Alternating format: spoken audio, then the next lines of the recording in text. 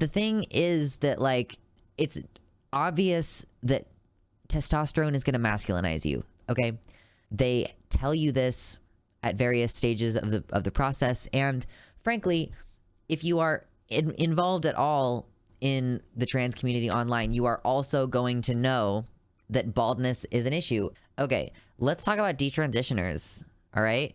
Do we want to finally get around to this? So I haven't actually watched this video yet. There is this video that's been going around of this person who, like, seems like they're a trans man, maybe. Their bio doesn't have pronouns, says just another disillusioned 20-something trying to find reason and moderation in a crazy world.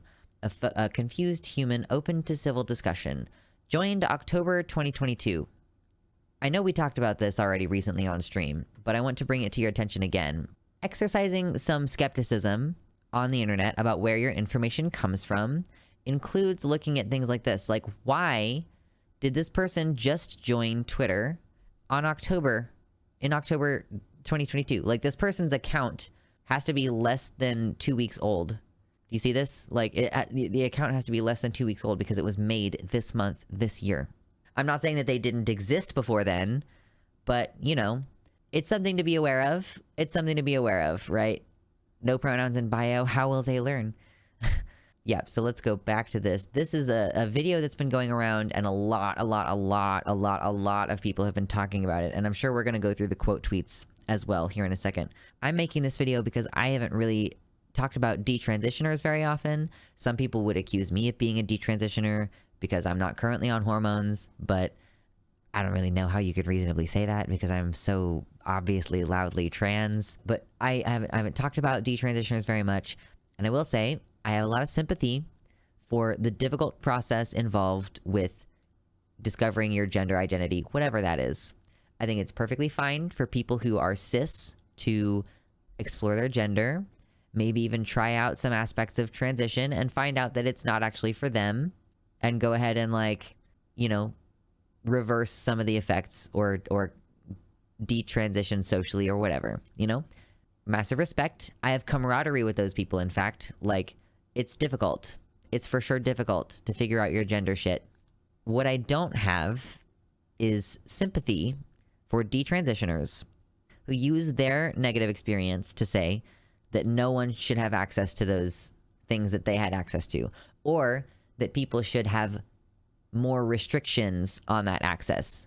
Because basically, anytime you ask trans people how they feel about the currently existing limitations to care, most of us feel like we want there to be fewer barriers. So why would you listen to detrans people talk about how they want things to be less available, but ignore all the trans people who are saying, you know, I had a really difficult time waiting for access to this care, or I had to spend a lot of money getting all of the psychiatrist letters that I needed in order to get this care, you know? So that's something to consider. And yeah, so I haven't watched this video at all, and I want to watch it live with you now. So let's get the volumes right and watch this little video. Hey y'all, so I got out of my haircut because my hair was driving me nuts, and I shaved it because I'm tired of watching my hair thin out, and it's less distressing if I shave it. So when I talk about being too far gone, I don't really know what else to call it. This is what I mean. This is how deep my voice is. It's gotten deeper over time, and it's settled. This is what I mean by hair loss. And it just keeps getting worse. It keeps thinning. It keeps receding backwards. You know, and I'm not exactly sure that's coming back. Those are the main things when I talk about being androgenized to a point of no return. I really don't see those being fixable. So that's when I talk about, you know, just kind of staying how I am, regardless of how I feel. That's why, just because I don't really see me personally being able to come back from what's happened so far. So I hope that's a little explanatory, just to kind of give a little bit more of a, like, kind of let me reword that, just to kind of, you know, talk about, like, give more awareness to the situation, kind of so you can see where I'm at. Words are not working well with me right now. I'm just gonna cut this off. There you go. You know, this is what happens when you give a woman testosterone. This for 5 years. This is what happens, essentially. So, you know, that's it. Stay safe. What a weird way to end that video with stay safe. So, I'm getting the impression that this person is like, I identify as detrans, like I want to detransition and be a woman again, but at the age of 21, the testosterone androgenizing effects have been too great at this point, is essentially what they're saying. Again, I don't know pronouns because there's no pronouns in bio, so we're having to guess, and I'm just gonna go with they. So I really sympathize on the losing your hair thing.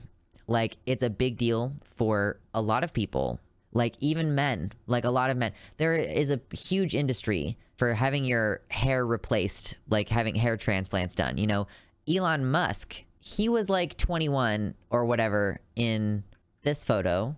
He was like a young man in this photo, but look at him. He's thinned out about as much as that guy that we were just looking at, like just about as much. This guy maybe has a little bit less. This person maybe has a little bit less hair. Also, he doesn't ID as a detransitioner. So this, I guess this person is like, I want to detransition, but I am not going to, like, because I think I'm too far gone. Like, we gotta check the quote tweets, okay? Because there are 9,000 quote tweets, and the thing is that, like, it's obvious that testosterone is gonna masculinize you, okay? They tell you this at various stages of the process, and frankly, if you are involved at all in the trans community online, you are also going to know that baldness is an issue. And like, did no one tell this person about finasteride? Like, you can just take a pill that makes your body stop responding to the type of hormone that makes your hair fall out. Basically, it blocks the receptacles in your hair follicles for that hormone that makes your hair fall out. And there's minoxidil that you can apply topically to make the hair grow back once you've stopped it, like, thinning. You know, finasteride is super cheap too. I haven't looked into it personally because it's not an issue for me, but my partner might try taking finasteride because his hairline is receding and his granddad is bald. So, like, if it can be avoided, that would be great. But, like, let me just say that right there. Like, cis men worry about losing their hair and going bald. Trans men worry about losing their hair and going bald. I know Jamie Rains, Jamie Dodger, who's on YouTube, has talked about this before. He's on finasteride because he's invested in having nice hair, okay? You might find it surprising to learn that one of the main groups of people who has, like, the most intense distress about going bald and losing their hair, everybody has distress. I would grant that one group is more distressed by it than others, and that is going to be trans women. Or I guess cis women too. Cis women balding is pretty upsetting for them, you know? Because I think even more than men, women have to worry about their appearance, and your hair is a huge part of your appearance. And, you know, you lose some options when you go bald. A lot of people say that their partner is no longer attractive after they are bald, you know, like, it's an issue, right? So the trans women have been responding to this going like, I empathize with this, you know? It's not fun to have, you know, testosterone hurt your body in this way, basically. Like, it sucks for anybody to feel like they're in a gender incongruence with their body, okay? You cannot, at age 21, be like, it's too far gone for me and I can't, like, go back. Like, obviously, if you had top surgery, you can't, like, reverse that. You'll have to get implants or whatever, you know, there's that. But as far as the hair growth and the voice, honey, trans women do this and they pass all the time. All the time. I'm not saying it's easy. I'm not saying it's cheap. Okay? If you started out assigned to female anyway, though, it's going to be easier for you to pass because your, like, fundamental bone structure is still more or less correct. My mother wore wigs. Yeah, anyone can go bald. My hairline was shit before I even started testosterone, so I understand the uncomfortable feeling with hair loss. So here's a little bit of a twist in the story. Just a little bit of a twist in the story. Are you ready? As I build anticipation for the twist, you should hit like on the video. Are you ready? So here's the twist. Casey Miller had already started going bald before starting testosterone. because of polycystic ovarian syndrome, which increases your testosterone level in your body, basically. Like, it's a hormone problem. Yeah, this is a key piece of information. Like, this young person was going bald before starting hormones anyway. But also, if you have baldness that runs in your family, you should expect that to happen to you. Like, did you expect to look like an anime boy? Like, I'm sorry, but like sometimes when you go on testosterone, what ends up happening is that you just fucking look like your dad. Which can, like, that can be a problem for some people. They're like, my dad was my abuser and I am like on testosterone now, and now I look like my abusive parent, you know? This person was already going bald. Like, if you have 2X chromosomes, you have to check both sides of your family to see whose baldness genes you're going to receive with that, you know? But like, did someone fail to tell this person about all the possible androgenizing effects? Like, did they not know that their baldness was probably going to get more intense? And if you were starting to go bald before transitioning, like, had you not sought out treatment? Did it just simply not occur to you to seek out treatment for that in conjunction with your other transition related shit? My man thought T was going to turn him into Timothy Chalamet. Apparently, I don't have PCOS, but I have a higher natural testosterone than AFAB people, so I expect that I will have less hair in the future. I mean, yeah, fair enough. But you can, like, literally, there is medicine that's easily available. There is medicine that's so easily available. I don't know how fair I'm being, but that motherfucker just makes me irrationally angry. Frankly, like, they're like, I don't like the effects that it did to me, and I wish I could go back, but I can't go back. Like, one of the main problems is that this person said something along the lines of like, I'm not gonna make women uncomfortable the way that trans women do. Like, part of this person's motivation, and I might not be able to find the tweet. I'm sorry. I'm gonna look for it for a second so that I can prove to you that I'm not making shit up.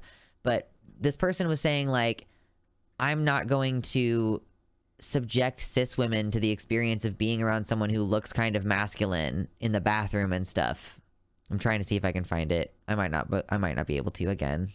Maybe this person is not as shitty as we kind of expect these people to be, because they say, this was my thought process. I'm not anti-trans. I am anti-unneeded medical intervention. If I had to do over, I wouldn't have transitioned. And I think a lot more people are like me than we realize. I mean, okay, so it kind of seems like they are anti-children having access to medical intervention on the basis of their experience being bad. So, like, that's the thing about it, is like, why are you choosing not to detransition? Why are you choosing to, I don't know, like, if it's because, if you're like, I think I'm too far gone, like, that's just dysphoria, honey. Like, I'm sorry, that's just dysphoria. That is exactly what most trans women experience. You know, this was something that I listen, okay? At one point, I kind of thought that I wanted a beard, right? I was like, damn, a beard would look really good on me. Man, that would be great. And then I'm kind of worried about trying minoxidil though, because what if I end up not wanting a beard? Like, what if I try it and then I'm like, I don't know if I actually want this beard, this facial hair anymore. And then I realized, like, oh, I ended up with facial hair that I don't want. Then, oh no, I have to do the same thing that almost every woman in my life has to do, which is, oh no, I have to get laser hair removal. Oh no, like, big fucking whoop. It's not a big deal. Like, there are certain aspects of transition that you cannot take back, okay, right? Obviously. Don't get your tits cut off if you're not 100% sure that you're okay with not being able to do the normal boob things later. Like, I don't know, breastfeeding is going to be a lot more difficult, for example. But just goddamn stop, like, advocating against people having access to this care, you know? I'm so annoyed by that. Every single time, like, one of these people comes out and, like, I really like this other person who I would love to have on stream sometime. Support Detrans. Support Detrans is a detransitioner who identifies as NB, so not like a total detransitioner, but like someone who had top surgery as a teenager and is now 19 and regrets having had top surgery and wants to, and like kind of partially identifies with womanhood at this point, but doesn't think that children, like adolescents, shouldn't have access to care, you know?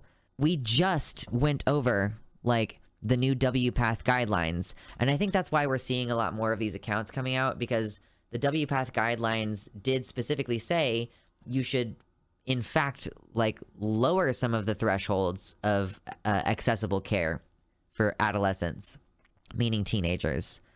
So anyway, I really do wish that people like Casey Miller wouldn't be like, well, this is what happens, you know, when you put a woman on testosterone. Like, wow, surprise, shock and surprise, going on testosterone androgenized your body, you know. I'm sorry that you're upset about it now. If you want to reverse some of those things, you totally can. You absolutely can. Most of it is reversible. As hopeless as it feels, I'm sorry that you feel gender dysphoric about not having hair. You are now comrades with trans women. And it sucks that they would be like, I'm not going to make I'm not going to make cis women uncomfortable because I look like a man and I don't want to go in the bathroom, you know?